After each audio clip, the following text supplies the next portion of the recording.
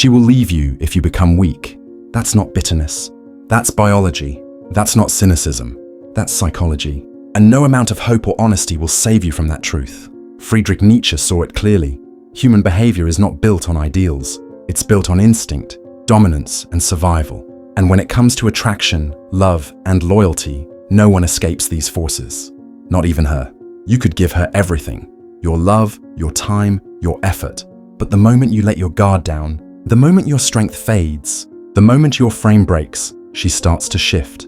Not always by choice, not out of cruelty, but because attraction is not about what you give. It's about who you are, and who you are is reflected in how you carry yourself. When everything around you collapses, your energy, your emotional stability, your unshakable direction, these are the invisible forces that hold her attention. When they vanish, her instincts take over. Women are not drawn to weakness. They may nurture it, they may comfort it, but they do not desire it. Nietzsche once said, "He who cannot obey himself will be commanded." The moment you lose self-command, you become the follower in the dynamic.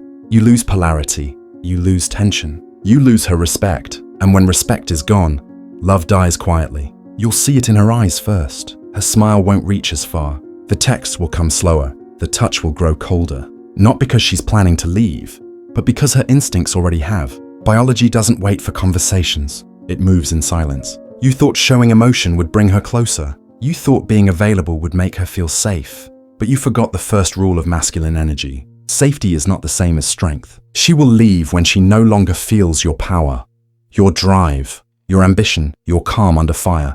Not necessarily physically, but emotionally, mentally. Her body may stay, her presence may linger, but the part of her that once burned for you, it's already gone. This is the uncomfortable truth most men never hear. They believe love is unconditional. They believe loyalty is earned by kindness. They believe showing softness will prove they are real. But Nietzsche understood the deeper reality. Attraction is ancient, it is wired, it is primal, and it cannot be faked. You can't negotiate desire. You either embody strength, or you don't. And when you don't, she leaves, not with malice, but with instinct. Because in her world, weakness has no gravity. The tragedy is, most men don't even realize it's happening. They confuse attention with affection, comfort with connection. They start chasing her validation, mistaking her fading warmth as something they can fix by giving more. More time, more praise, more emotion. But she doesn't want more. She wants something else. She wants to feel that you don't need her to breathe, that your presence commands her, not with words but with energy silent, centered, unbothered. Nietzsche didn't hate women. He simply saw them clearly. He wrote, "Everything about woman is a riddle, and everything about woman has one solution. It is called pregnancy."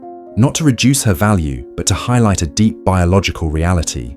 Her nature is rooted in selection, the selection of strength, the pursuit of security, the hunger for vitality. And so, when a man becomes passive, soft, emotionally chaotic, he signals something ancient. I am no longer the provider of security. She may not say it aloud.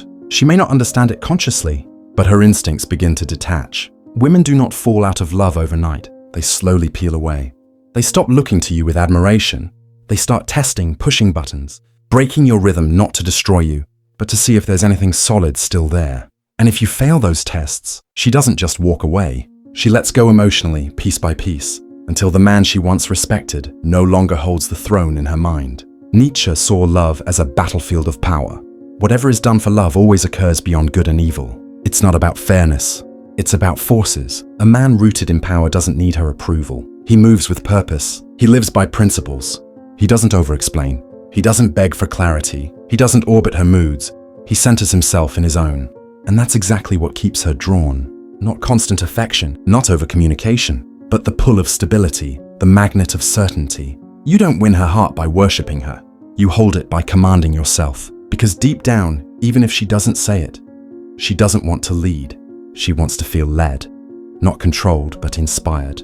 Not managed, but moved. The more you lean into her, the more she leans away. The more you rely on her for emotional structure, the more she feels she must carry you. And nothing kills attraction faster than needing her to be the strong one. This is the mistake most modern men make. They confuse vulnerability with openness. They think breaking down equals intimacy. They trade away their masculine edge for emotional access.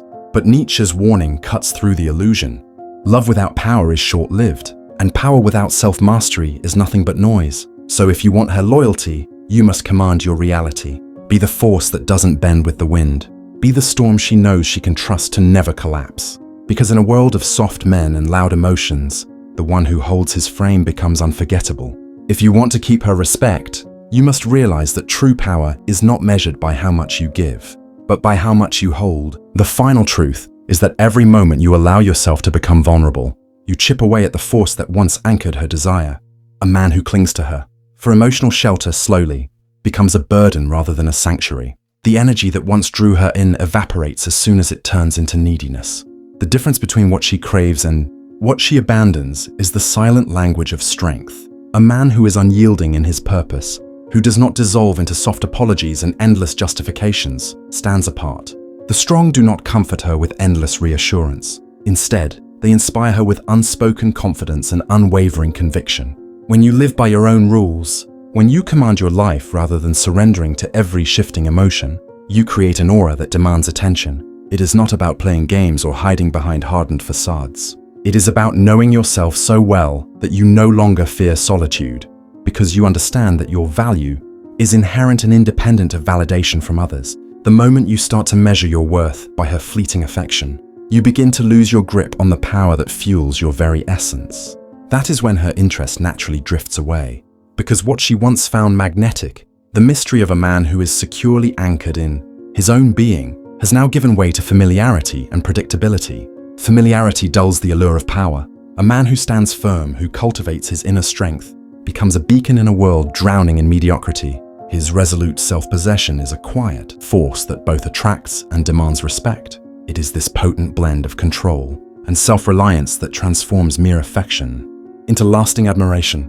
Remember, every time you allow softness to dominate your actions, you inadvertently signal that your frame is compromised. And when your frame is compromised, she instinctively seeks the promise of strength elsewhere. This is not a matter of choice, but of survival, a fundamental law of human nature and attraction that is as old as time itself. Hold fast to your purpose. Refuse to be swayed by the lure of unconditional acceptance. Instead, let your actions be guided by steadfast conviction and the relentless pursuit of self-mastery. When you do, you not only preserve your own integrity, but also ensure that her gaze remains fixed on the unyielding pillar you have become, rather than the crumbling illusion of vulnerability.